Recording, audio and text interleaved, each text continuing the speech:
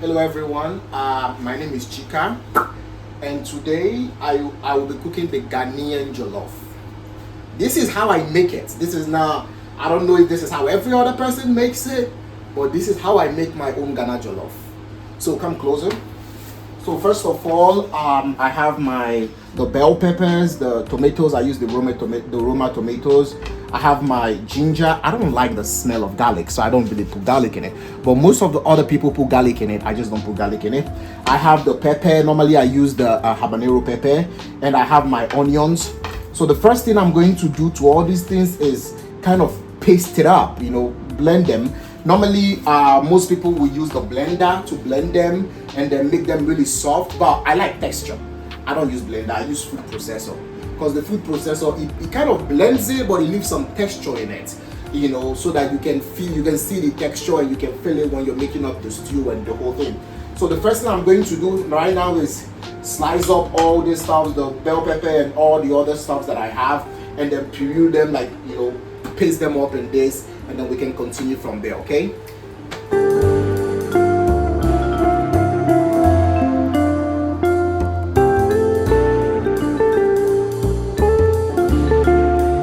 At this point, we've cut everything out: the bell pepper, the onions, the garlic, the ginger, the habanero, the tomatoes. Everything is here. So now I'm about to make a paste from it. Don't add a lot of water, just tiny water, because you're still gonna stir fry it anyway. So just add some small tiny water, and this is the point where you start the blending process.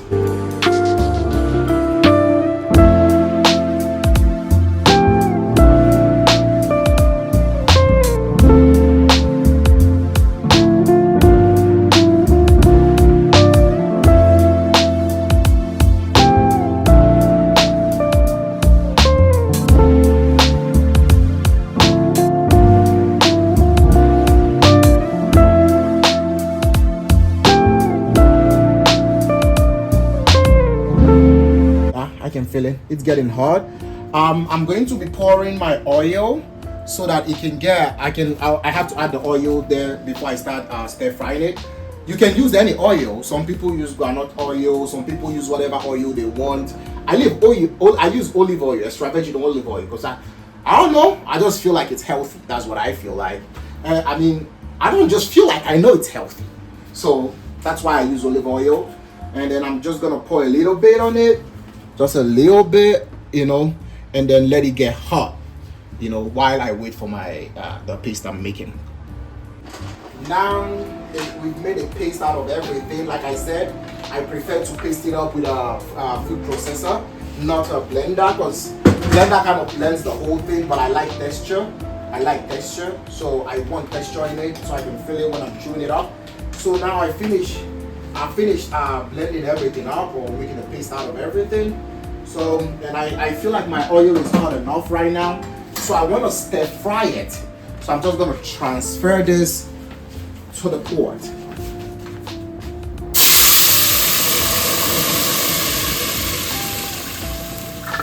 Oh, you didn't notice that was still there. Transfer it to the pot, everything. And then reduce the heat, because it's on high. I think that's why I did that. Reduce the heat for a while.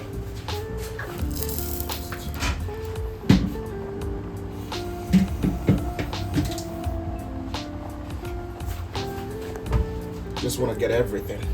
So for now, I will let the water in it start drying up for now. Then I will come back and start stirring. But for now, I'm just drying up the water. So here, we are still waiting for the water to get, to drain out, because we are still air frying it. So we are still waiting for the water to drain out before we continue the whole process, the next process. And then if we go over to the other side, you will see some of the spices that I'm using today. Personally, some people use different spices, but me, I'm kind of picky. So I'm cooking it the way I would eat it. Okay, so this is my seasoning cubes. In Nigeria, in Ghana, we locally call it Maggi. Including Nigeria, they call it Maggi. It's cubes that you have to, crush into it's part of the spices. But because I don't want to crush it, I am who I am. I kind of blended it into this so that I can easily, it's in powdered form, so I can easily just use it as a spice. This is my normal salt. Inside here are some of my jollof rice spices. Inside here, there are some of my jollof rice spices that I use. And then here too, I have some more spices, like I have the onga that I also use. And then over here is like prawns, but it's all, we call it crayfish. I don't know how else to define it to you, so I'll just say it's sun-dried prawns and blended into powder. So it's like prawns that has been blended and reduced to this form. So we use it to add like taste to it, you know, if you're a prawn kind of person. So, and then this is my rice over here. It's also ready. So right now what I'm doing is I'm waiting for this to dry. Like I'm waiting for it to finish, most of the water to, you know, escape, vaporize, and get down to the normal texture that I want it to be at before I continue the next stage of this cooking. So yeah, that's where we are right now. You can see it's stir frying. If you notice, it's reduced in size because most of the water has vaporized out of it.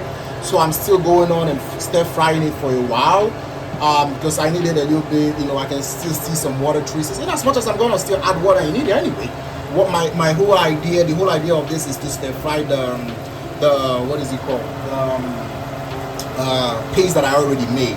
You know, just to stir fry them a little bit till the water is completely gone. I mean, not completely, it's technically cannot be completely gone, but then yeah, just to, you know, get them to a particular texture before I start adding my spices and stuff.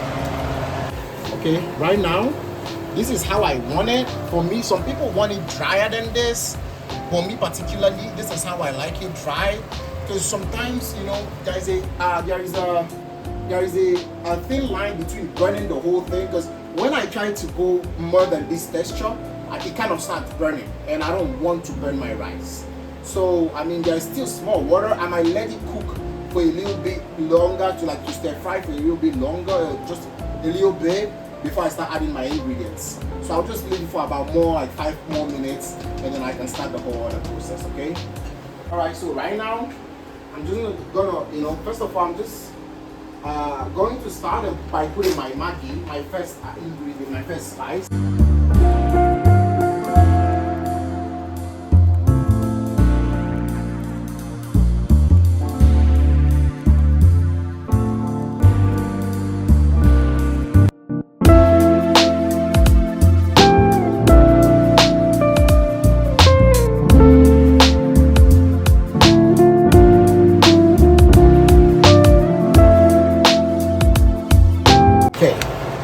Now, this is the point where you'll be adding the rice in a few minutes right now.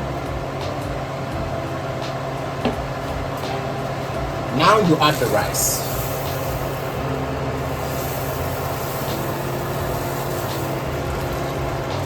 I feel like I need more water. I mean, visually you can see I need more water.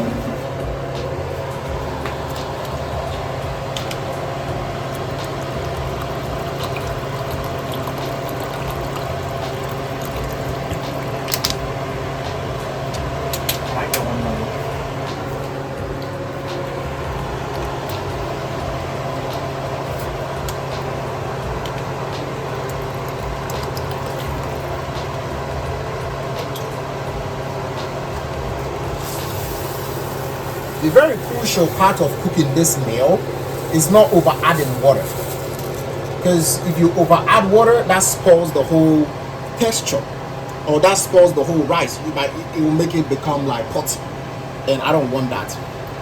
Different people have different way they check the size, the amount, the quantity of water they add. Bear with me, I don't know how you cook this, but because this is what I'm going to eat, this is how I check it. Because I'm local and I learn from local people, I use my finger. I dip my finger in it. And I try to measure so this is the thickness of the water. This is what I want.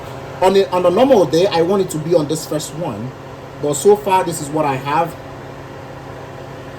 Okay. I feel like that's good and I'm good with that. Because we want the rice to absorb every of the ingredients on it. What we are going to do right now, we are going to seal the cover of the pot to trap the air inside, and then we'll reduce the heat so that the rice, while cooking in low temperature, it absorbs every of the ingredients or every of the spices in it. On a normal day, people use aluminum foil to seal it up before they cover it up with a coconut cover. Because I said I am traditional, I use plastics. That's what I do. I don't know why I have aluminum. I literally have aluminum, but I'd rather use plastics.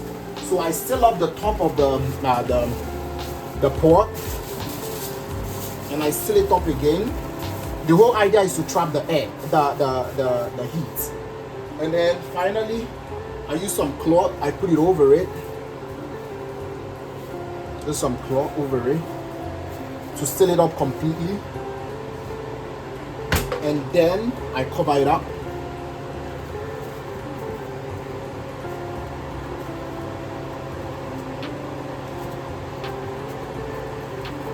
And I let it cook. So now we wait. I mean, yeah, we just kind of reduce it to a little bit somewhere medium. I'll leave it at medium, and then we let it cook. Okay, now we wait. And this is what we want at the end. This is how it should start looking like when you're almost done. So right now, the water has been drained. I mean, the rice has absorbed most of the water, but it's not fully done yet. So we'll still let it cook for a little bit, and then we'll open it for the last time. Alright, so finally, I guess the food is ready. So I want to show everyone what it looks like when it's done. Come with me. So take off this. Take off this.